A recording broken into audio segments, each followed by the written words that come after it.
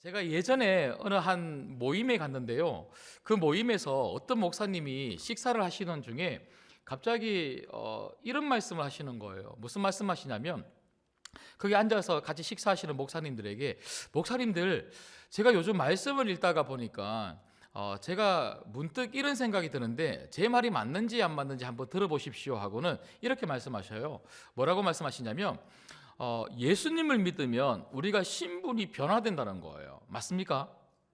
예, 하나님의 아들, 딸로, 하나님 자녀로 변화가 되죠. 그러니까 신분이 변화가 된다는 말은 우리 내면에서부터 우리 외면까지 모든 것이 다 하나님의 자녀라는 거예요. 그 말은 우리는 더 이상 죄 짓지 아니하는 사람으로 바뀌었다는 거예요. 그래서 예수님이 그냥 단지 우리들에게 구원을 주시는 그런 능력이 아니고 예수 그리스도의 능력은 완전히 우리를 새롭게 만들었기 때문에, 그래서 사도 바울도 우리는 새로운 피조물이다 그렇게 말씀했지 않습니까? 그래서 그분 말씀에 의하면 우리는 완전히 새로운 피조물이기 때문에 우리는 더 이상 죄를 안 짓는 그런 사람이 되었다 이렇게 이야기를 하면서 죄를 짓는 것은요, 우리가 온전히 예수님을 믿지 못하고 회심하지 못했기 때문이다 이렇게 이야기하는 거예요.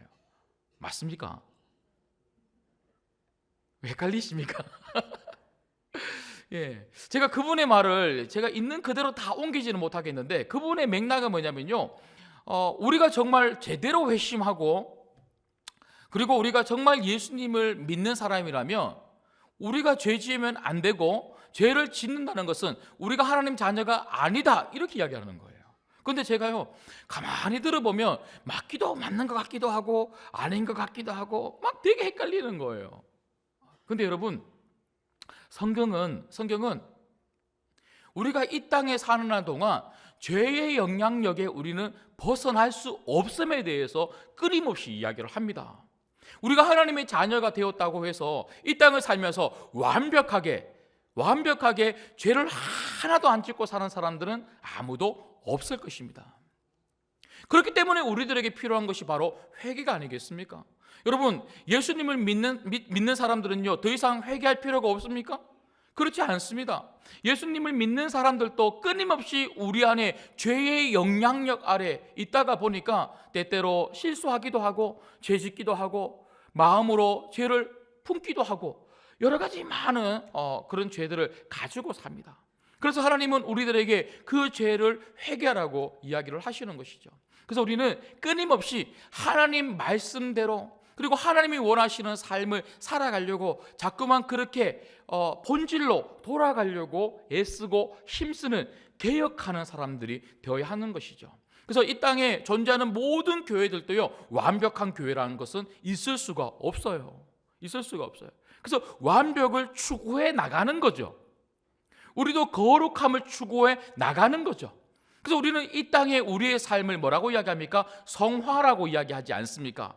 구원받은 백성에게 있어서 이 땅의 삶은요, 거룩을 추구해 나가는 성화의 삶을 여러분들이 살아가는 거고, 교회도 그 거룩함을 위해서 살아가는 교회가 되는 것이죠.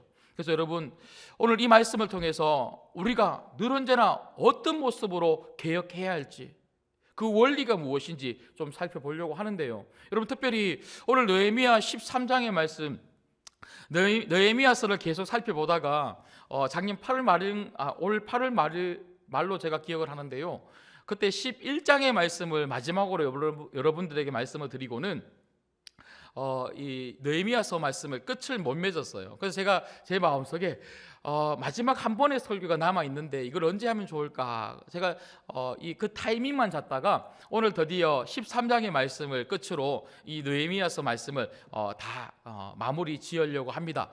여러분, 좀 기억을 좀 되살리기 위해서 몇 가지만 좀 살펴보고 좀 말씀을 보려고 하는데요. 여러분, 느헤미야서는 총 몇 장으로 이루어져 있죠?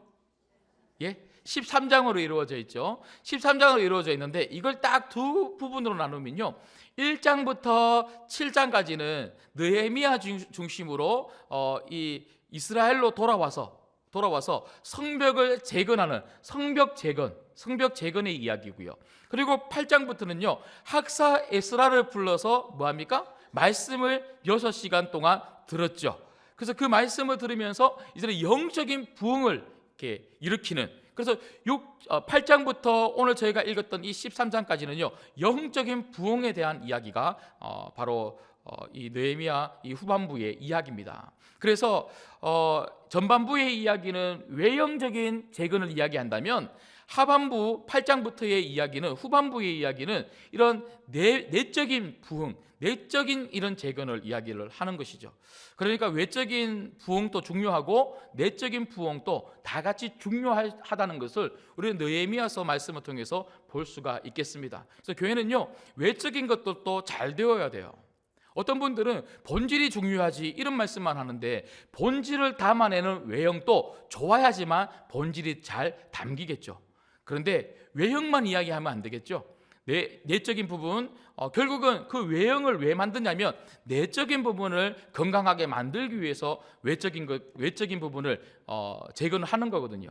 그래서 느헤미야가 왜 성벽을 재건하냐면 사람들이 성벽 안으로 들어와서 성 안에서 함께 하나님을 예배하는 사람들, 이 영적인 부흥을 일으키려고 성벽을 재건한 거거든요.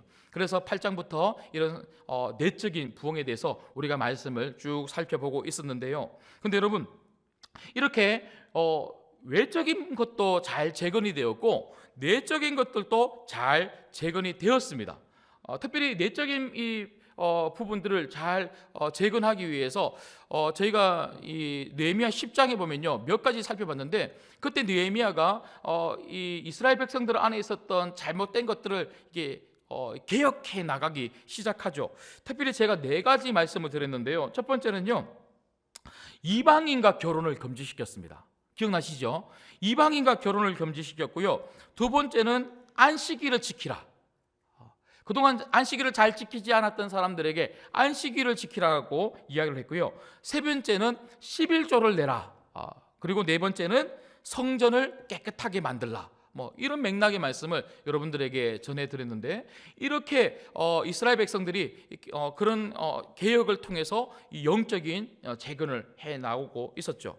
그런데 느헤미야가 거의 한 약 12년 정도 그 이스라엘 백성의 총독이 되어서 이스라엘을 그렇게 잘 하나님 중심적인 그런 백성들로 만들기 위해서 굉장히 많은 일들을 했고 그런 개혁들을 추진해 왔죠. 그러고 난 다음에 학자들마다 의견이 조금 다르긴 하지만 약 한 1년 정도 다시 페르시아로 돌아간 그런 기간이 있었던 것 같습니다. 오늘 말씀에도 보면 6절 말씀에 보면 그때에 내가 예루살렘에 있지 아니하였느니라 그러죠. 예루살렘에 있지 아니하였느니라. 그래서 요 기간이 한 1년 정도 되었을 거다 이렇게 생각을 하는데요. 여튼 느헤미야가 그렇게 한 1년 정도 이스라엘 백성들을 떠나서 있었던 그 시간 동안 급격하게 이스라엘 백성들이 다시 무너지기 시작하는 거예요. 영적인 부분들이. 이 말씀을 통해서 우리가 볼 수 있는 중요한 것은요, 아무리 개혁을 하고 그 영적인 은혜를 체험하고 여러 가지 많은 것들을 이렇게 시도를 하고 했다 할지라도 완벽해 보여도 완벽하지 않더라는 것이죠. 조금만 우리가 방심을 하면 또 과거의 모습으로 되돌아갈 수밖에 없는 연약한 사람들, 이게 바로 우리라는 거예요. 우리 내 신앙이 점점점 올라와서 여기까지 올라온 것 같고 정말 믿음이 좋아진 것 같고 누가 뭐라 그래도 흔들리지 않을 것 같은데 조금만 방심하잖아요. 우리는 다시 바닥으로 내려올 수밖에 없는 그런 연약한 사람들이라는 것이죠. 그래서 우리는 매일매일마다 매 순간순간마다 우리 안에 잘못된 것이 무엇인지, 우리가 어떻게 하나님 다시 본질로 돌아가야 할지, 이런 부분들에 대해서 확인하고 우리가 자꾸만 우리를 개혁하지 않는다면 우리는 절대로 신앙의 성장을 맛볼 수가 없다는 것이죠. 그래서 오늘 말씀을 통해서 그렇다면 어떻게 하면 우리가 계속해서 개혁할 수 있는 사람들이 될 수 있을까? 신앙의 부흥을 맛보고 본질을 향해서 쫓아가는 사람이 될 수 있을까? 이 개혁의 원리 3가지를 좀 살펴보려고 합니다. 첫 번째는요, 개혁의 첫 번째 원리는 거룩함입니다. 거룩함. 여러분, 결국은요, 우리는 어떤 모습으로 바꿔져 가고 계속해서 어떤 모습을 향해서 달려가고 있냐면 바로 거룩함이거든요. 거룩함. 여러분, 거룩함이 뭡니까? 거룩함은 구별된 모습인 거죠. 하나님이 우리들을 저 세상 속에서 하나님의 자녀로 구별해 불러주셨죠. 그래서 우리의 이름이 바로 성도입니다. 성도. 그래서 우리는 늘 언제나 성도라고 하는 구별된 모습, 이 이름에 걸맞는 그런 모습을 향해서 우리는 계속해서 자라가고 그 모습을 향해서 우리가 한 걸음 한 걸음 나아가고 있는 것이죠. 여러분, 오늘 말씀에도 보시면요, 특별히 4절 이하에 보시면 도비야와 관련된 이야기가 나오는데, 여러분 도비야 아시죠? 도비야? 내년에 한번 더 내미해야 될 것 같은데요. 여러분, 도비야가 이 6장에 보면 이 이스라엘 그 민족의 그 이스라엘 어떤 한 가문의 여인과 결혼을 했습니다. 그래서 이 도비야는 이방인이죠. 이방인인데 이스라엘 가문의 한 여인과 결혼을 하면서 도비야가 꽤나 자기가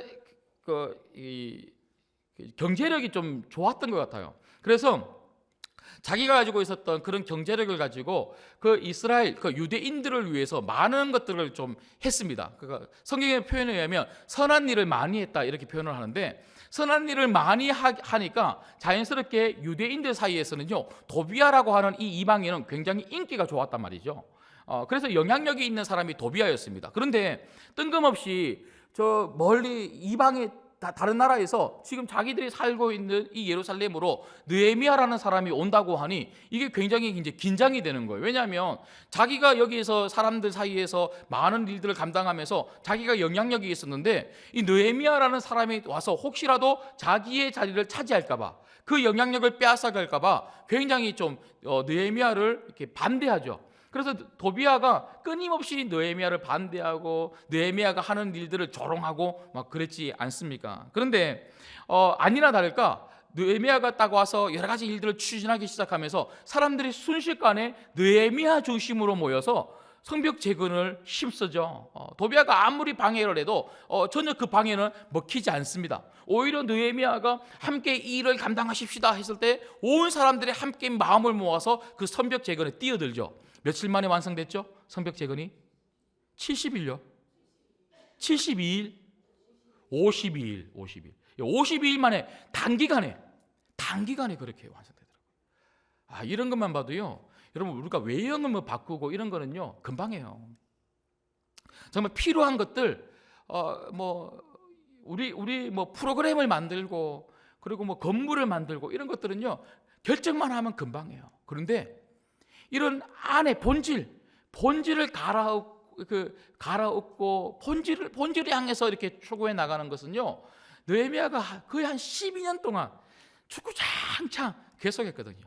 그런데도 12년 동안 그렇게 했는데도 됐다 싶은데도 느헤미야가 딱 없으니까 금방 딱 이렇게 또 바뀌는 거 보면 참 이게 우리 내면이 바뀌는 것, 그리고 영적으로 성장하고 성숙한다는 게 굉장히 힘이 드는 것 같습니다. 여하튼 이렇게 도비야가 느헤미야가 있었을 때는요 아무리 힘도 못 쓰다가 느헤미야가 딱 떠나자마자 도비야가 또 사람들 사이에서 영향력을 나타내기 시작하면서 오늘 말씀해 보니까요, 도비야를 위해서 제사장들이 무엇을 내어주냐면요, 5절 말씀만 보십시오. 5절 말씀 보시면, 자, 그 제사장들이, 특별히 제사장 엘리야십이 도비야를 위해서 무엇을 내어주냐면 도비야를 위하여 한 큰 방을 만들었으니, 그러니까 성전 안에 한 큰 방이 있었는데 그 방을 내어줬다는 거예요, 이 이방인에게. 그런데 그 큰 방은 어떤 방입니까? 제가 계속 읽어드릴게요. 그 방은 원래 소재물과 유황과 그릇과 또 레위 사람들과 노래하는 자들과 문지기들에게 11조로 주는 곡물과 새 포도주와 기름과 또 제사장들에게 주는 거제물을 두는 곳이니라. 이곳이 어떤 곳이라고요? 사람들이 가지고 온 11조를, 그리고 하나님에게 드릴 제물을 잠시 보관해두는 보관 창고, 제물을 두는 창고였다는 거예요. 근데 그 큰 방에 그러니까 제물을 사람들이 가지고 오니까 얼마나 방이 크겠습니까? 그런데 그 방을 혼자 있는 도비야에게 내어줬다는 거예요. 그런데 도비야도 진짜 나쁜 놈이죠. 그 큰 방에 그냥 한 구석에 방 내어주면 그냥 살면 될 건데 도비아가 돈이 없어서 그 방 내어달라 했겠습니까? 아마 여러 가지 전략을 가지고 성전 깊숙한 곳으로 들어갔을 것 같아요. 그런데 그 성전에 한 기퉁에 그냥 있으면 될 텐데 그 큰 방에서 뭐 했는 줄 아십니까? 그 안에 있었던 수많은 11조와 곡물, 하나님께 드리려고 했던 모든 재물들을 밖으로 내던지는 거예요. 끄집어내는 거예요.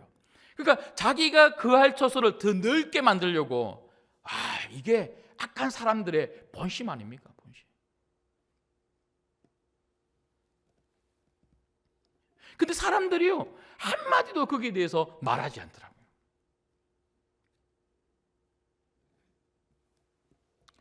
그래서 7절은 뭐라고 그것을 이야기하죠? 7절 보십시오. 예루살렘에 이르렀어야 그가 느헤미야가 잠시 그 예루살렘을 떠나 있다가 다시 예루살렘으로 돌아왔을 때에 지금 느헤미야가 들었던 소식이 뭐냐면 엘리야십이 도비야를 위하여 그 하나님의 전뜰에 방을 줬다고 하는 이 악한 일을 안지라. 그러니까 지금 성경은요, 이스라엘 백성들을 악한 일을 행했다라고 지금 지적을 하고 있죠. 그래서 이 악한 일을 행한 이 이스라엘 백성들, 그리고 이 도비야, 그래서 지금 느헤미야는요 어떻게 합니까? 자, 8절 보시죠. 8절. 자, 8절 9절을 같이 읽습니다. 시작. 내가 심히 근심하여 도비야의 세간을 그 방 밖으로 다 내어 던지고 명령하여 그 방을 정결하게 하고 하나님의 전의 그릇과 소재물과 유황을 다시 거리로 들여 놓았느니라. 그러니까 느헤미야가 지금 한 거는요, 뭐 한 겁니까? 깨끗하게 한 거예요. 다시 성전을 깨끗하게 한 거죠. 10장에서 느헤미야가 성벽을 재건하고 난 다음에 학사 에스라를 중심으로 말씀의 부흥이 있었던 그 이스라엘, 그리고 그 이스라엘 백성들과 함께 계속해서 성전 정화를 하고 개혁을 해나가고 11조를 드리고 안식일을 지키고 이방인과 결혼하지 아니했던 그런 삶을 살았던 이 이스라엘 백성들이 다시 악한 일, 다시 예전의 모습으로 되돌아간 그들을 보면서 다시 너희들이 왜 이런 악한 일을 행하느냐라고 이야기하면서 10장에서 했던 그 일들을 다시 해 나가고 있는 것이죠. 그러면서 지금 보면 이 도비야를 오히려 내쫓고 도비야가 가지고 있었던 그 방 안에 있었던 것을 다 끄집어내고 도비야의 물건을 다 끄집어내고 다시 하나님의 물건을 그 큰 방 안으로 가지고 들어왔다는 것이죠. 여러분, 교회가 세속의 것들을 자꾸 받아들이잖아요. 그러면 하나님의 것들을 자꾸 우리가 던지게 됩니다. 도비야가 와서 자기 것들로 가득 채우니까요, 하나님의 전에 가장 큰 방, 하나님의 물건으로 가득 채워진 그 큰 방에 있었던 하나님의 물건들이 밖으로 던져지기 시작하면서 사람들이 그것을 무시해버리는 거예요. 11조를 무시해버리는 거예요. 하나님께 드리는 소재물을, 번제물을, 제물들을 무시해버리는 거예요. 그러니까 사람들이 안 드리는 거예요. 안 드려도 되는가 보다. 밖에 있으니까요. 내 동댕이 쳐 있으니까 이게 쉽게 보이는 거죠. 어차피 들어봐야 밖에 있는 건데 뭐. 그러니까 안 드리기 시작하는 거예요. 사람들이 11조를 안 드려요. 그 사람들이 제물을 안 드리는 거예요. 제물을 안 드린다는 말은요, 뭘 안 할까요? 예? 제물을 안 드린다는 말은 제사를 안 드리는 거죠. 성전에 안 오는 거죠. 그러니까 안식일을 지킬 필요가 없는 거죠. 그 사람들이 안식일을 안 지키고 11조를 안 드리기 시작하는 거예요. 그런데 느헤미야가 다시 그런 세속적인 것들을 밖으로 내팽개치고 다시 하나님의 것들을 다시 성전 안으로 가지고 들어오고 방 안으로 채우기 시작했을 때에 사람들이 다시 11조를 드리기 시작하고 안식일을 지키기 시작하더라고요. 그 뒤에 말씀 읽어보시면 느헤미야는요, 성전을 깨끗하게 하고 난 다음에 뭘 하게 했냐면 11조를 드리게 하고 안식일을 지키게 했습니다. 자신의 물질의 거룩함을, 시간의 거룩함을 성도들이 가질 수 있도록 도와주었다는 것이죠. 여러분, 11조가 뭐죠? 11조는요, 내 물질 중에 10분의 1을 떼어서 하나님께 드리는 거잖아요. 근데 하나님께 드림으로 말미암아 10분의 9도 하나님 거라고 하는 고백을 담아서 드리는 거죠. 그러면 10분의 1을 드림으로 내 나머지 10분의 9도 하나님의 것이 되어버립니다. 거룩한 재물이 되어버리는 거죠. 내가 가지고 있는 이 10분의 9가 거룩하게 되는 거예요. 그러면 이 10분의 9도 내 멋대로 아무렇게나 쓰는 것이 아니고 나머지 10분의 9도 하나님이 원하시고 하나님이 이끄시는 대로 거룩하게 사용하겠습니다. 재물은요, 하나님이 우리들에게 맡겨주신 하나님의 것이죠. 그래서 우리는 재물의 청직입니다. 재물의 주인이 아니고 재물의 청직입니다. 그 재물의 청직인 우리들은요, 나머지 10분의 9도 10분의 1 드렸으니까 내 멋대로 10분의 9 써도 되지, 그게 아니고요, 10분의 9도 거룩한 이 재물을 하나님 뜻대로 써야 한다는 것이죠. 여러분 삶의 자리에서 10분의 9도 하나님 뜻대로 쓰실 수 있기를 주님의 이름으로 권면합니다. 10분의 1은 반드시 드리기를 주님의 이름으로 권면합니다. 요즘은요, 11조를 우습게 생각하시는 분들이 많으세요. 해도 되고 안 해도 되는 것처럼 그렇게 말씀하시는 분들이 계세요. 제가 한 번도 11조 강조한 적 없는 것 같은데요, 여러분 11조는 반드시 해야 되는 것입니다. 10의 1을 함으로 10의 9가 하나님의 것이 되는 거예요. 10의 1을 하지 않으면요, 모든 돈이 내 돈이 되는 거고요, 내 돈인 것처럼 그렇게 사용하면 그 돈은 결코 하나님이 기뻐 받으시는 그런 삶에 사용될 수가 없는 돈인 거죠. 그런가 하면요, 안식일은 무엇입니까? 안식일은 모든 날 중에 하루를 구별해서 하나님 앞에 나와 예배하는 날이 안식일이잖아요. 이 말은 안식일을 지킴으로 나머지 6일도 하나님의 날이 되는 거죠. 그래서 주일을 우리가 지킨다는 것은요, 주일만 딱 지키고 주일 성수하고 나면 나머지 6일은 내 마음대로 살아도 된다, 이게 아니죠. 주일을 잘 지킨 사람은요, 제가 지난 주일에 말씀을 드렸던 것처럼 주일을 잘 지킨 사람은요, 나머지 6일도 주님의 날로 살아가야 되는 거죠. 주일을 지키지 못하는 사람들은요, 나머지 6일도 구별함이 없이 살아가는 거예요. 하나님 백성의 삶을 살지 않는 거죠. 그래서 주일을 지켜야 되는 이유는 주일을 지킴으로 말미암아 하나님 내게 주신 모든 날들이, 내 생명이, 내 시간이 다 하나님의 것입니다. 이 고백을 하는 사람들이고요, 이 고백을 하는 사람들이 삶의 자리에서 모든 시간을 하나님이 기뻐하시는 구별된 삶을 살게 될 줄 믿습니다. 그래서 우리에게 정말 중요한 개혁의 첫 번째 원리는 바로 거룩함입니다. 거룩함. 여러분은 늘 언제나 하나님이 구별한 하나님의 사람으로서 여러분을 구별해서 하나님께 드릴 수 있는 여러분들이 되시기를 주님의 이름으로 축복합니다. 그런가 하면요, 두 번째는 오늘 말씀을 보면 느헤미야의 개혁의 두 번째 원리는 바로 말씀입니다. 말씀.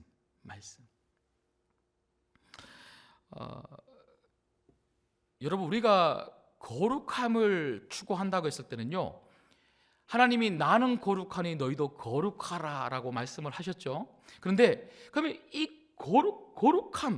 거룩함이 도대체 뭔지도 알아야 되겠고, 그 다음에 내가 거룩하지 못하다고 하는 것을 내가 알아야지만 그 거룩함을 향해서 나가지 않겠습니까? 그러면 도대체 그 거룩함을 어디서, 그 거룩함의 기준이 무엇인지 어디서 발견하고, 나는 그 기준에, 아니면 그 하나님이 원하시는 그 거룩함의 모습에 나는 그렇지 못하다는 것을 어떻게 확인할 수가 있겠습니까? 무엇을 통해서 나의 모습을 볼 수가 있죠? 그것은 바로 말씀이라는 거예요. 말씀은요, 내 모습을 확인할 수 있는 거울이 되는 것이죠. 그래서 매일매일 여러분들이 말씀을 통해서 내가 어떤 사람들인지 확인할 때에야 여러분들이 하나님이 원하시는 그 거룩함의 모습을 향해서 나갈 수가 있는 사람들이 되는 것이죠. 오늘 말씀도 보면요, 느헤미야가 이 이스라엘 백성들에게 제일 먼저 한 것이 뭐냐면 13장 1절 말씀 한번 보십시오. 13장 1절 말씀 보시면, 자 보십시오.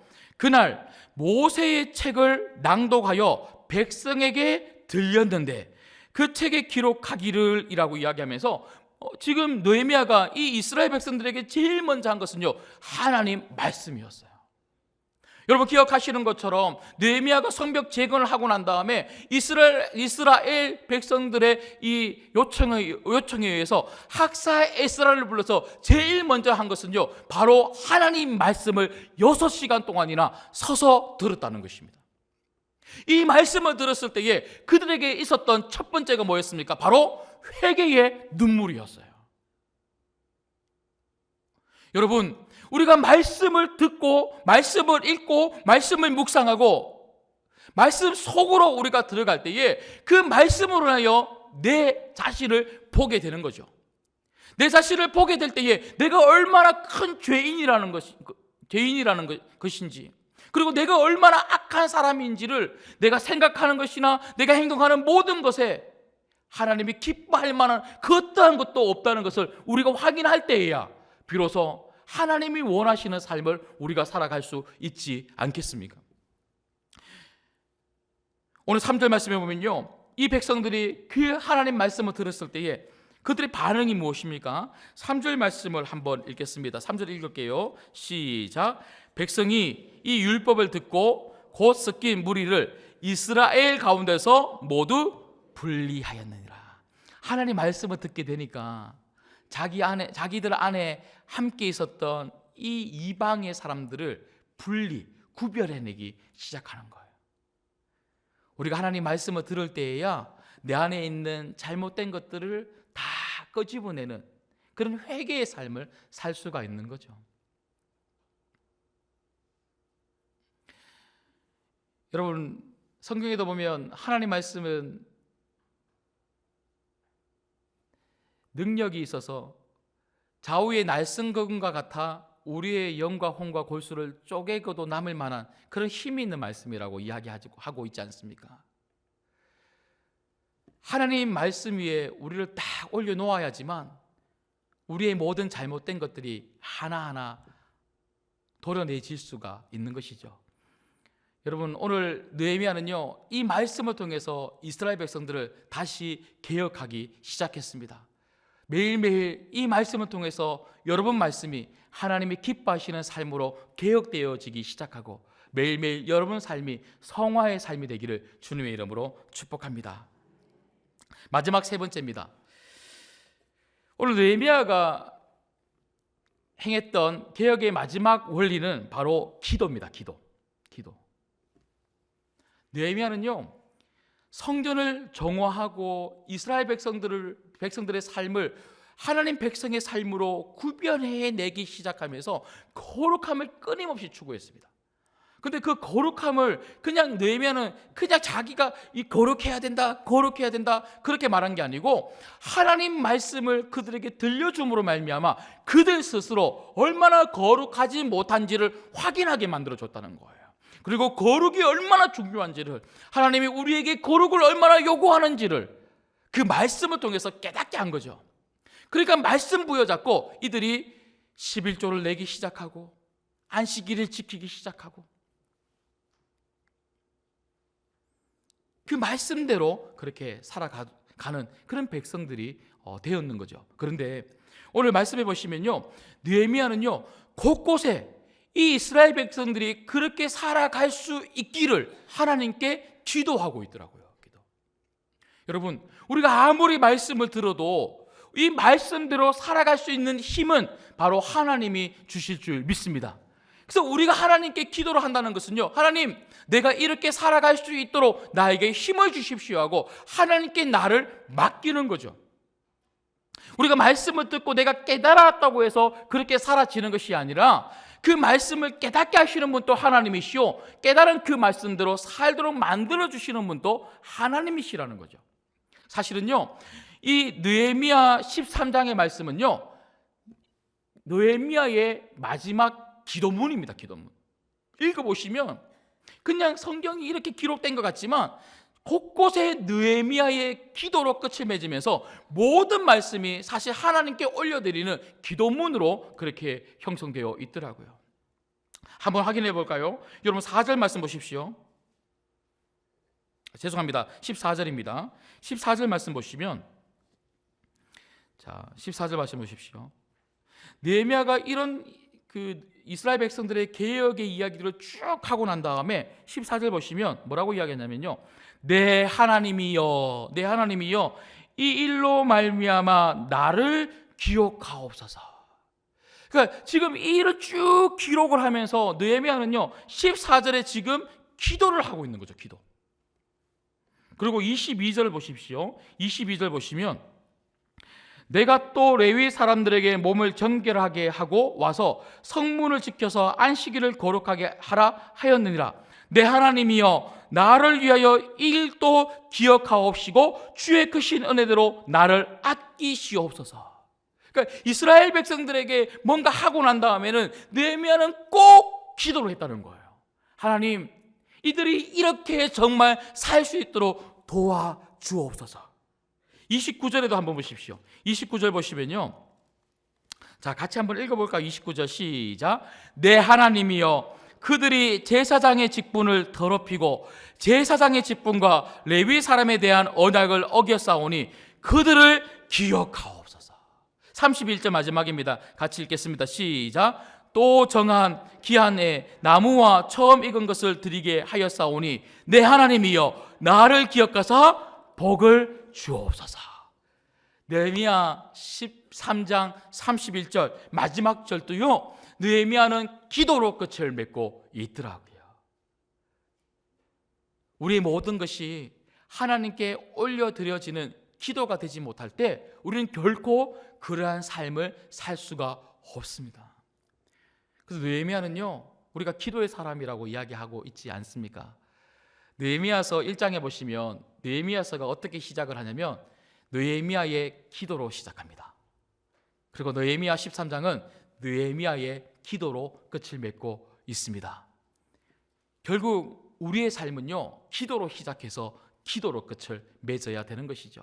왜 우리가 우리의 삶의 자리에서 하나님 말씀대로 살지 못합니까? 이런 자리에 와서 여러분 말씀을 들으면요, 내가 너무나 명확하게 또렷하게 드러나지 않습니까? 내가 어떤 사람인지를 말씀을 통해서 너무나 확실하게 알게 되는 거죠. 그리고 이런 자리에서 말씀을 들으면요, 막 은혜를 받죠. 그리고 깨달아요. 그리고 주일날 예배를 드리든 금요 영성을 집회를 드리든 수요 기도회를 드리든 새벽에 오시든 말씀을 들으면요, 누구나 그 말씀 앞에 자신을 내려놓고 깨달아요. 아, 하나님 그렇게 살겠습니다. 알겠습니다. 그렇게 사는 것이 하나님의 뜻이군요. 그렇게 다 깨달아요. 그런데 집으로 딱 돌아가잖아요. 그러면 말씀이 기억납니까? 말씀이 기억나지도 않거니와 말씀이 기억난다 할지라도 그렇게 사라지질 않는 거죠.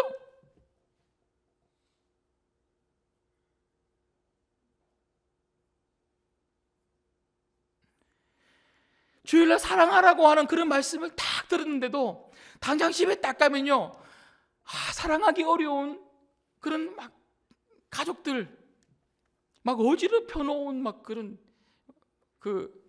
그런 거 보면요, 막 속에서 천불 올라오면서 엄마가 없으면, 여보 내가 없으면 밥 못 해 먹어, 그러고 우리 막 그러지 않습니까?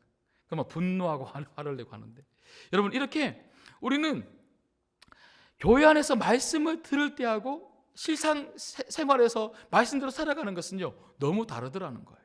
그래서 우리들에게 필요한 것은 바로 매일매일 순간순간 하나님 앞에 올려드리는 기도입니다.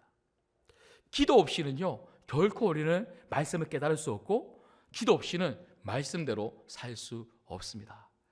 여러분 삶의 자리에 늘 기도가 있는 여러분들이 되시고 우리 신광교회가 기도가 있는 교회가 되었으면 좋겠습니다. 말씀을 맺겠습니다. 영적으로 완벽한 사람은 없어요. 영적으로 온전한 사람은 없어요. 그 말은요, 영적으로 완벽한 교회도 없어요. 이 세상에 존재하는 그 어떤 교회도 우리가 따라갈 만한 교회들은 주변에 참 많아요. 배우고 싶고 모델로 삼을 만한 교회는 너무너무 많습니다. 그러나 완벽한 교회는 없어요. 그래서 우리는 개혁주의라고 이야기하지 않습니까? 개혁주의가 뭡니까? 끊임없이 본질로 들어가서 본질을 탐구하고 성경이 이야기하는 대로 계속해서 우리가 그 방향을 향해서 나가는 것이 바로 개혁주의입니다. 여러분 삶도 그렇고 우리 교회도 지금 이 모습이 아니라 성경으로 돌아가야 될 줄 믿습니다. 앞으로 10년 뒤도 50년 뒤도 우리는 계속해서 성경으로 돌아가는 거예요. 계속해서 하나님이 원하시는 그 거룩함을 찾아서 우리는 계속해서 그 모습으로 빚어서 가야 되는 것이죠. 우리 안에 거룩함의 모습이 없다면 자꾸만 그것을 제거해 나가야 되는 거죠. 그리고 말씀을 통해서 우리의 각자의 심령뿐만 아니라 우리 교회의 여러 모습들을 살펴봐야 되는 거죠. 그래서 끊임없이 이 말씀을 통해서 우리 교회가 말씀이 원하는 방향대로 계속해서 바꿔내고 개혁해내고 함께 가야 되는 것이죠. 그것은 그냥 되지 않습니다. 기도가 동력이 돼야 될 줄 믿습니다. 기도의 동력이 없는 교회는요, 개혁되지 않아요. 변화가 없어요. 기도의 동력이 없는 교회는요, 한번 열심히 해봅시다 하고 막 일어나는 것 같으나 금방 꺼져버리는 그런 불밖에 안 되는 거죠. 활활 타오르는 불이 될 수가 없는 거죠. 우리 신광교회가 앞으로 50년을 함께 나가자고 함께 우리가 외치고 우리가 비전 선포를 했는데 금방 꺼져버리는, 한번 외치고 마는 그런 비전이 아니라 활활 타오르는 그런 비전을 향해서 함께 여러분들이 동참해 주시고 기도해 주시기를 주님의 이름으로 부탁드립니다.